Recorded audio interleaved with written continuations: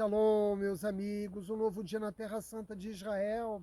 Nas próximas 48 horas, rabinos do mundo todo vão promover conferências, palestras, minicursos nas suas sinagogas, nas yeshivot e também através das redes sociais, falando sobre a outorga da Torá e a celebração de Shavuot. Eu escolhi aqui uma das florestas de Jerusalém para modestamente também transmitir a minha mensagem a vocês, nesse lugar de imensa paz, que não tem barulho de carro, só a nossa comunhão perfeita com a natureza. No passado distante, toda vez que me perguntavam, embora não fosse muito comum eu receber essa pergunta, Átila, como você se sente por fazer parte do povo judeu, como você se sente por fazer parte do povo eleito? E eu pensava, eleito para quê? Mas eu tinha duas respostas que eu guardava no bolso e que eu sempre sacava nessas horas, quando diziam para mim, você é judeu. A primeira delas é do meu imenso orgulho de fazer parte de um povo que havia sobrevivido a todas as formas de perseguição milenar. E a segunda, eu falava da importância do povo judeu na história humana. Eu falava de Freud na psicologia, de Einstein na física, de Marx na ciência política. Eram respostas politicamente corretas. Mas a verdade é que essas respostas escondiam a minha mais absoluta ignorância acerca da minha fé.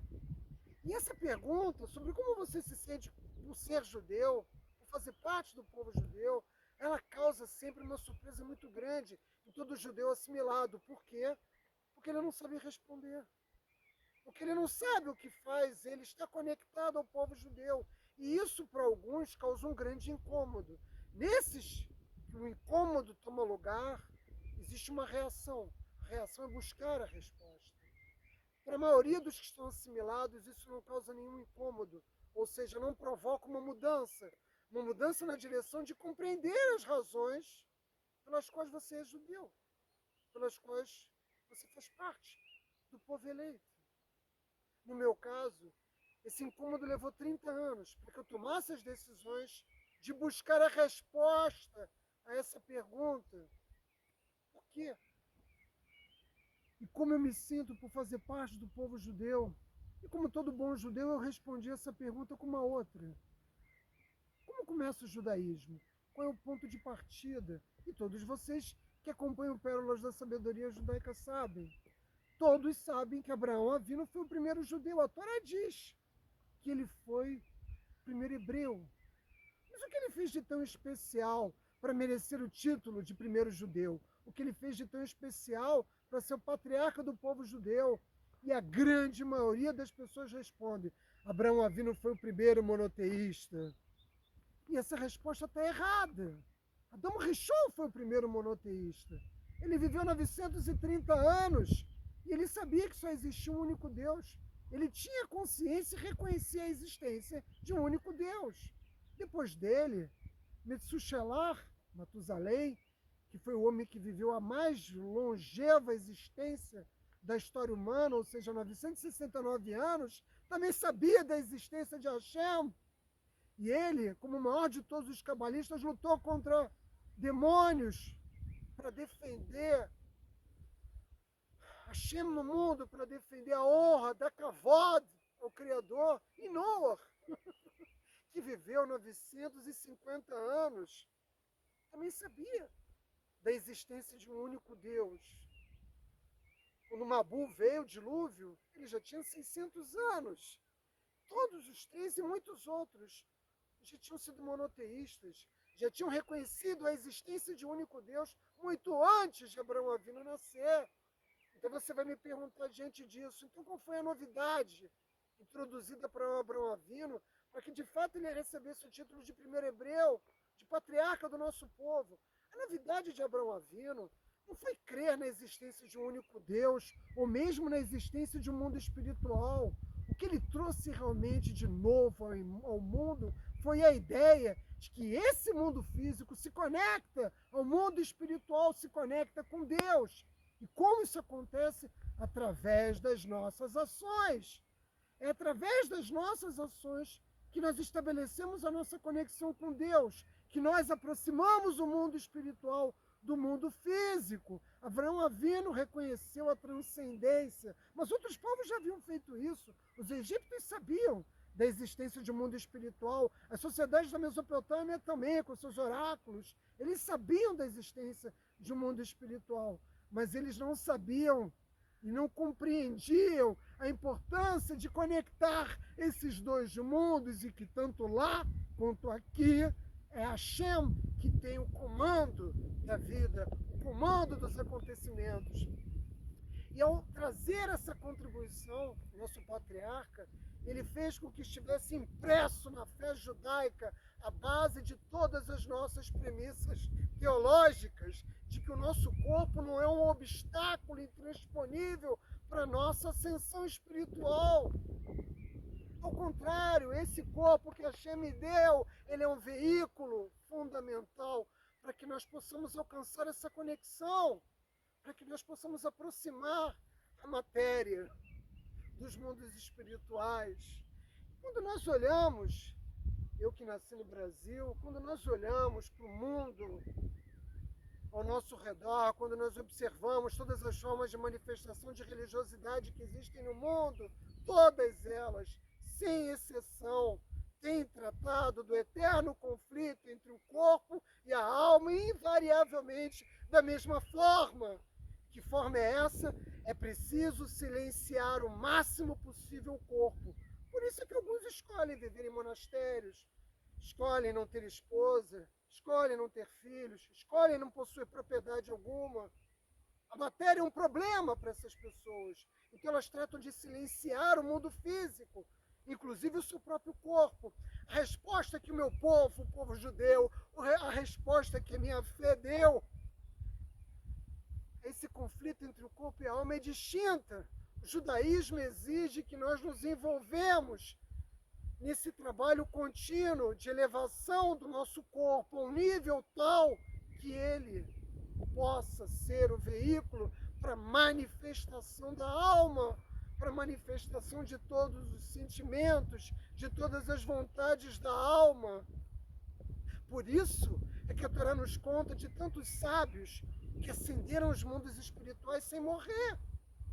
Existem inúmeros relatos de homens que morreram sem se descartar de seus corpos.